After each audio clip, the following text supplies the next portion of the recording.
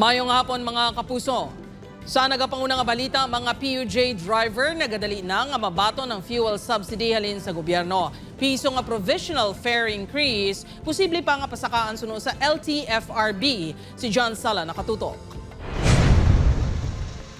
Bangod sa kamahal sang presyo sang gatong, daw hindi na lang kuno magbiyahe si Manong Benji.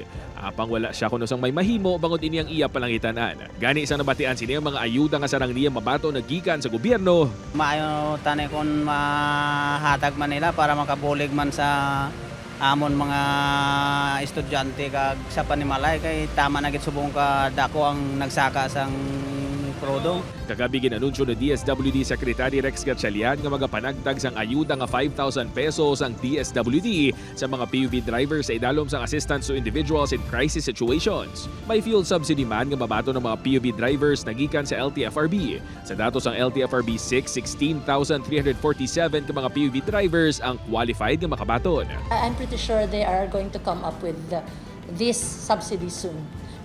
Ongoing na ang mga issue namon sa mga dapat kayuhon nga mga subsidy cards. Apang suno sa isa ka kooperatiba, kulang pa ini sa ila kinahanglanon. 2 to 3 days na nato ng konsumo, no?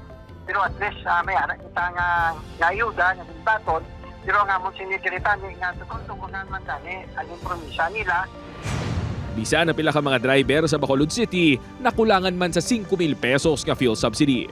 Do kagamay gid na ya katama ka ang 1,000 mo ikudo sa buong pila man lang man. Suno sa isa ka transport leader sa Bacolod City, halos hindi na magbiyahe ang pila ka mga driver bangod sa kamahal sang gatong. Para sa aton subong ginapilit ng naton ang mga operators kag ginapainsindigid nga magbinuligay na lang. Nagalaom naman ang mga driver kag operator nga mapasakaan ang provisional fare increase sa ila ginainyo. Kahit isa na badaan natin is 1 piso lang, 1 piso lang dyan, dapat perdigig kasi na. Ang expectations nila to nga, ang increase nga to is relevant if the increase in fuel will only be 68 pesos. Pero kay nagsubra na siya, I think the board feels nga hindi to enough ang ila una nga gin-recommend. Upod kay Hansi Sherto, John Sala. 1 Western Visayas.